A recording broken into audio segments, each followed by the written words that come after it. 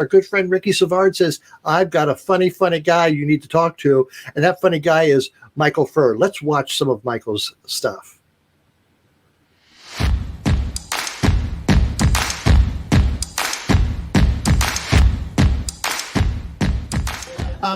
That's another sign that I'm middle-aged. I love a good YouTube and cry. Fuck Netflix and chill. I don't have the time. I love a good YouTube and cry. Once upon a time, you could find me at 11:30 at the club when it was jumpin'. Are these references current? Are these still current references? Okay. But now I would just rather sit at home and just watch a bunch of sad YouTube videos, have a good sob by myself. Oh, there's some chemical that gets released when you blow a stranger in a nightclub bathroom that I now get from watching a Siberian circus bear be reunited with his family, you know?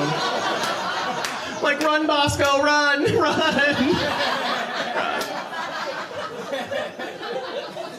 But if you ever need a good cry, those are good ones. The compilation videos of people being reunited with their pets as they come home from war, great. And then they work one when there's a kid. I'm like, get that fucking kid out of here. Bring on the dogs, right? I don't care about that kid. But then you get to one that's like a cat, and I'm like, oh, we repealed Don't Ask, Don't Tell. Oh, that's so cute. Mittens missed you, soldier. Mittens missed you. But my favorite videos to cry to on YouTube are the Enchroma videos. Do you guys know about this? Yes. Enchroma is a company that makes glasses for people who are born colorblind. And they put them on and they can see color for the first time. And they're always like, oh my God, flowers are that. You know, whatever. It's like, someone can help you pick a sweater. Calm down. It's not that big a deal. You're just colorblind. But my favorite one is this guy, and he puts them on, and for the first time ever, he sees that all 3 of his children are ginger, and he sheds like a single tear. It's like, what a beautiful way to learn your wife is cheating on you.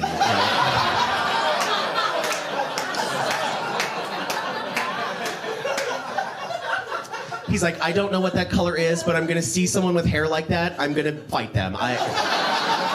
Please bear with me, I am just learning my colors right now.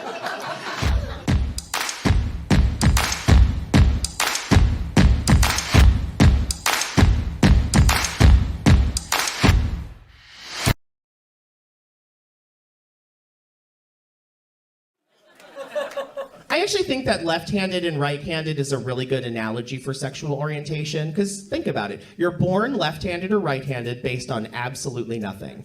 You're not left-handed because you had 2 left-handed parents. You're not left-handed because you were exposed to a lot of left-handed culture at a formative age.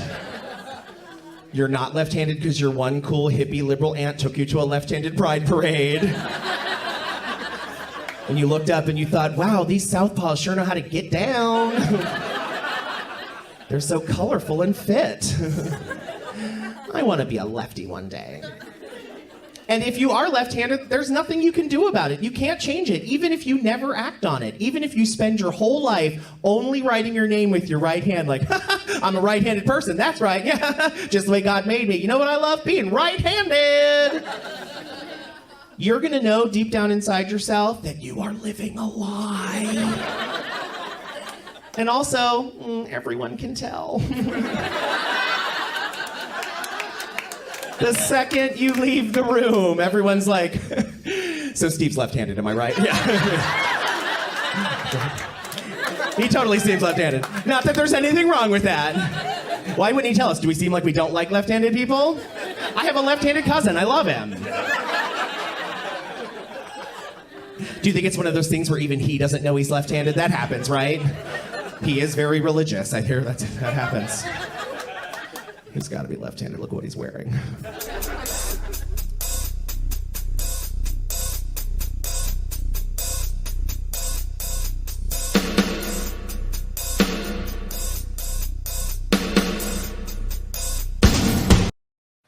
So let's bring in Michael Furr. Michael, come on in. Hello. Thank you for having me, Amber.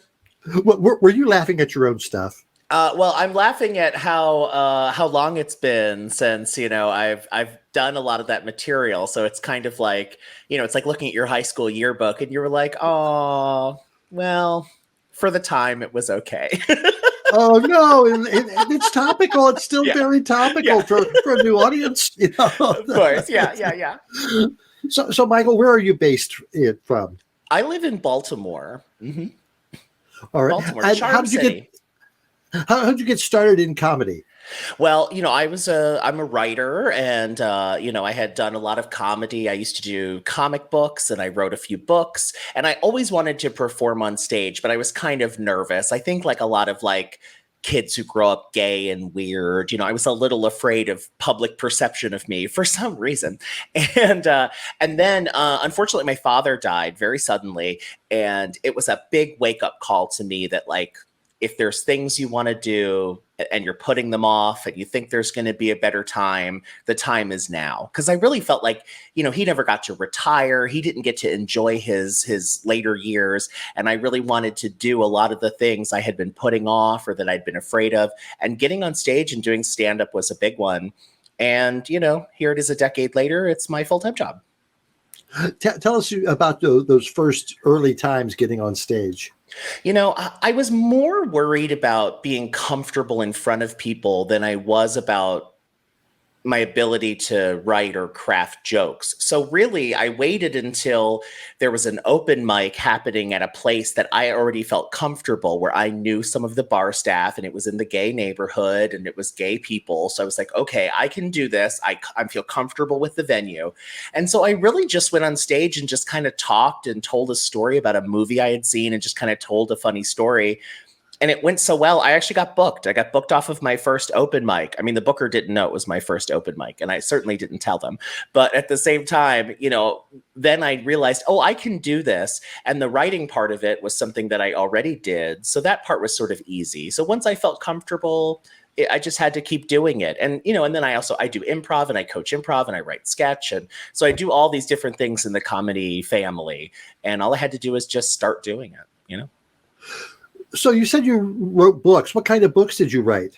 I used to write sci-fi fantasy because I'm very cool, and and I did comic books. Yeah, I went to college to be a creative. I was a creative writing major, and I used to, back in the 1990s, I used to hand draw and handwrite comic books, and I would take them with me to raves, because ladies of a certain age. And then, and I just handed them out. I did like zines, basically, when zines were a thing.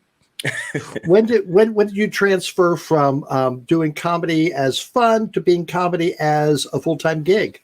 Well, I started doing comedy in my 30s, and a lot of people start young. Comedy is a young person's game because it is thankless and happens late at night and you usually get paid in free drinks. And I was in my 30s and I already had a career separate from that. So I knew if I was going to make this happen, I had to make it my job. And so I said, I'm going to start producing my own shows. So they gave me an opportunity at a local club for a 10:30 on Wednesday night show once a month. That's how much faith they had in me. An unpaid 10:30 Wednesday show. And then slowly throughout the years, I just started taking over all of these available show slots at all these different places. And now I produce 6 shows a week at a local comedy club. And, I'm sort of host in residence at several of the clubs here in the city. And, I just made it work. I was very focused on making it my job because I was like, I am not a spring chicken. I cannot be doing 60 hours a week and then also a fun nighttime hobby. I was like, no, it has to be one thing. So is comedy a big scene in Baltimore? Yeah, Baltimore's a very artistic city. It's a very DIY city. We love to make it happen on our own. So excuse me, I'm listening to you, but I'm having some technical difficulties. But I'm listening. But keep going. No problem. Keep talking. Try to stop me. Baltimore's a very DIY city. We love to put it together. We have amazing venues like the Auto Bar and the Crown and Magooby's nightclub and all kinds of places that are really well known for comedy. But some of the best shows and best spots are just places where people get together and throw a show. And, it's a very creative city. It's a very diverse city across racial lines, gender boundaries, sexual orientation and expression. So it's a very diverse, it's a very broad spectrum of types of performers and types of content that you see there.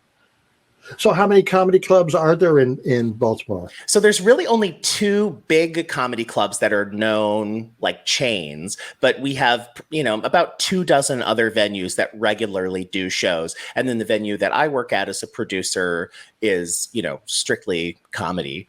during the week. It's called the Lou Costello Room Comedy Club, named after Lou Costello of Abbott and Costello, whose family owned this bar in the neighborhood of Hamden in Baltimore.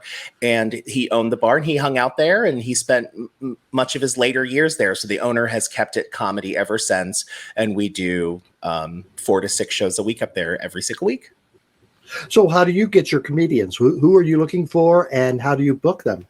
Well, I would love to say that I just pick the best of the best, but people stumble in. We get people who are on tour. A regular night for us is maybe like a local, someone from New York or Philly, because that's like a normal through line is New York, DC, Philly, Baltimore. And then randos, we have people from Chicago, we have people from Florida, we have people from North Carolina who are in town. They hear about us. They want to come out. We've also have a reputation of being progressively queer space and a very safe space for queer performers, which is not always something that's very easy to find in the comedy world. It's a very toxically masculine industry. So that also has a reputation of its own that brings people in, queer performers from around the country. So how often do you perform? Well, I host our Friday night shows. So we do 3 shows every Friday.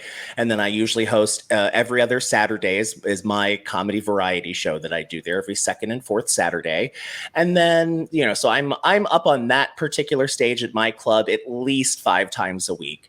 And then I do a game show that's a unrelated, unaffiliated knockoff of the match game called Playing with Matches, where we have hilarious comedians come on and do their best celebrity impressions. And, we do everything up there from talk shows, game shows. We had a game show there last night, musical comedy. I produce improvised plays that we do 3-week runs of at a local theater. So I'm on stage quite a lot, whether it's as a host or as a performer. Well, that's it. Hey, if you're in Frozen again, I see. All right, I will take over the show. Okay, that's fine. That's it. Hey, why do you think this is called Amber Live? All right. So that is great. Let's see. Someone's saying their Wednesday shows are next to nobody to them. I've done a show with 5 people in the audience before, and it's harder than a packed house. Absolutely. Yeah, absolutely. People always ask caveats. They love to ask most people you've performed for at least. So most people I've performed in front of is 5,000 people. Easy answer. It's Baltimore Pride, 5,000 people. The least amount of people is nobody in the audience showed up and 2 of the comics backed out. So that's -2 people. So that's the least amount of people I've ever performed in front of. Do you go on the road? Do you perform other places other than your place? Absolutely. Yeah. I'm always traveling around. I do New York a lot. I was in DC today. I did a show at the Comedy Loft in DC, a brunch show. So that's always fun. As far as Portland, Oregon, and California, all the way back here, wherever they want me, I'm there. Well, I tell you what, we have a great comedy club here in Burlington, Vermont, called the Vermont Comedy Club. Oh, nice. And you would fit right in. It's a very gracious place. Comedians say this is one of the best places they've ever worked. It's clean. They get respected. That's nice. Those are the things you can't pay for. So contact Vermont Comedy Club and tell Nathan and Natalie that Amber sent you and get up here.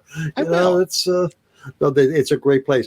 So what do you have? Do you have anything else coming up? You have do you have a new live stream show coming up? No, my new special just came out. Yeah, I'm always doing live stream stuff. You can find me on all my social media, Michael C. Furr with 2 R's, or my website, michaelfurr.com. I'm constantly online, always doing shows. But my new comedy album just came out. I actually recorded it right before pandemic, and it was supposed to come out in spring of 2020. And then for some reason it didn't, can't remember why. And then, so I just released it. I recorded it on my 40th birthday, and it's called I Didn't Die. And it's just a celebration of life and about the story of being a gay man who's turning 40 and its challenges that it possesses. So it's just come out. It's called I Didn't Die. It's streaming everywhere you can listen to or watch hilarious comedy, Spotify, iTunes, wherever you want. And it'll be hitting Amazon Prime Video very soon. And of course, you can always watch my first special that we saw a clip from earlier, Straight Acting, which is came out in 2018. It's been viewed around the world, and it's available everywhere you can watch or listen to funny comedy albums. Well, Michael, thank you so much. And again, get contact with the Vermont Comedy Club. I hope to see you in town soon. All right. Sounds nice. Thank you. Thank you so much, Michael. Have a good evening. Yes. Oh, wow. Funny stuff. Yes.